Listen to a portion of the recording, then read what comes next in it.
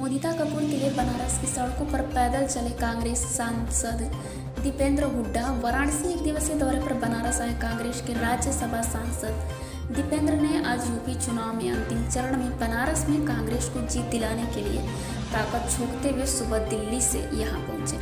अपने बीच दीपेंद्र हुड्डा को पाकर कांग्रेस समर्थकों और बनारस की जनता ने उनका भव्य स्वागत किया। वहीं दीपेंद्र हुड्डा ने 389 दक्षिणी विधानसभा से कांग्रेसी प्रत्याशी मोदिता कपूर के लिए पैदल मार्च करते हुए काशी की जनता से मिले। मुस्लिम बाहुल्य इलाके पिलीकोठी से अपने पैदल मार्च की शुरुआत करते हुए दीपेंद्र हुड्डा ने 389 दक्षिणी विधानसभा के कांग्रेस उम्मीदवार मोदिता कपूर को अपने साथ लेकर पिलीकोठी, अंबिया मंडी, विशेश्वरगंज सहित काल भैरव तक लोगों के दरवाजे पहुंचे और कांग्रेस के प्रत्याशी मोदिता कपूर को वोट देने की अपील की।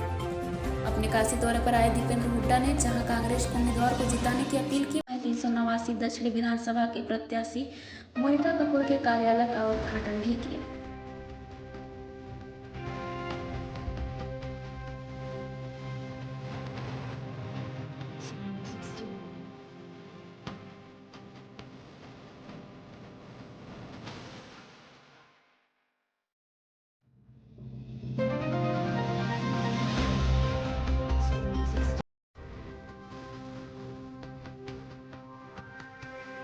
आपको फिर आपके प्रश्न ले लेंगे।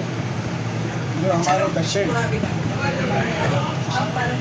बनारस दक्षिण की वाराणसी साउथ की जो सीट है, आज उससे जो हमारी प्रत्याशी हैं हमारी मोदिता कपूर, हमारे गौरव कपूर जी जो है ये हमारे प्रत्याशी हैं मोदिता जी, उनका जो चुनाव कार्यालय का उद्घाटन हुआ है। बहुत बहुत शुभकामनाएं हम देते हैं। और जो आपने देखा होगा यहाँ पे तमाम कांग्रेस पार्टी के सभी सभासद, पार्षद, सभी पदाधिकारी एकजुटता के साथ यहाँ उपस्थित हैं, जिससे एक संदेश जाता है कि कांग्रेस पार्टी मजबूती से एकजुटता चुनाव लड़ेगी। निश्चित तौर से इस विधानसभा सीट से हम जीतने जा रहे हैं और केवल इसी से विधानसभा सीट से नहीं, पूरे वाराणसी में हर सीट पर सीधा मुकाबला हम मानते हैं भाजपा के साथ। और कांग्रेस पार्टी भाजपा को लगभग सीटों पर हराने में सफल रहेगी। वाराणसी से एक संदेश पूरे उत्तर प्रदेश और देश में यहाँ से जाएगा।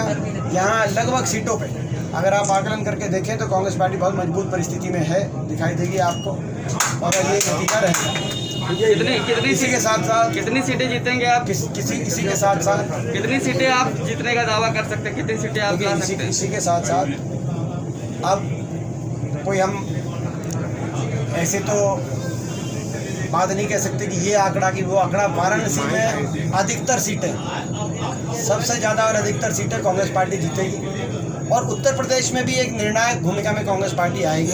हमारा ये मानना है। उत्तर प्रदेश में जो संघर्ष प्रियंका गांधी जी ने किया है, हर वर्ग के लिए अगर किसी ने संघर्ष किया, विपक्ष की भूमिका सही मायने में किसी ने निभाई, जबकि हमारे पास संख्या बल नहीं था। संख्या बल, सत्ता का संख्या बल भाजपा और विपक्ष का संख्या बल सपा के पास था, लेकिन नैतिक बल विपक्ष का अपने संघर्ष से किसी ने जुटाया तो प्रियंका जी ने जुटाया। अगर किसान को कुचला गया लखीमपुर खेड़ी नरसंहार में तो 4 दिन कोई जेल में रहा तो प्रियंका जी रही। अगर अरुण वाल्मीकि कस्टडी के अंदर हत्या की गई तो सबसे पहले कोई आगरा पहुंचा तो प्रियंका जी पहुंचे। NCA/NRC में अगर जातिया की गई तो लखनऊ से लेकर बिजनौर तक कोई अगर आंसू पहुंचने गया तो प्रियंका जी पहुंची। हाथरस की दलित बेटी के साथ ऐसा घिनौना काम हुआ, देश ने जिसमें शर्मसार हुआ, वहाँ कोई अगर पहुंचा उस परिवार के आंसू पहुंचने प्रियंका जी पहुंची। उन्नाव की बात हो या कोई भी वर्ग, जब किसान को गन्ने पेमेंट की बात आई हो, चाहे वो मजदूर पे उसके रोजगार को लेके बात आई हो, या युवाओं को, जो बेरोजगार युवा थे, उन युवाओं के साथ जिस प्रकार का बर्ताव किया गया तो युवाओं के साथ खड़े होकर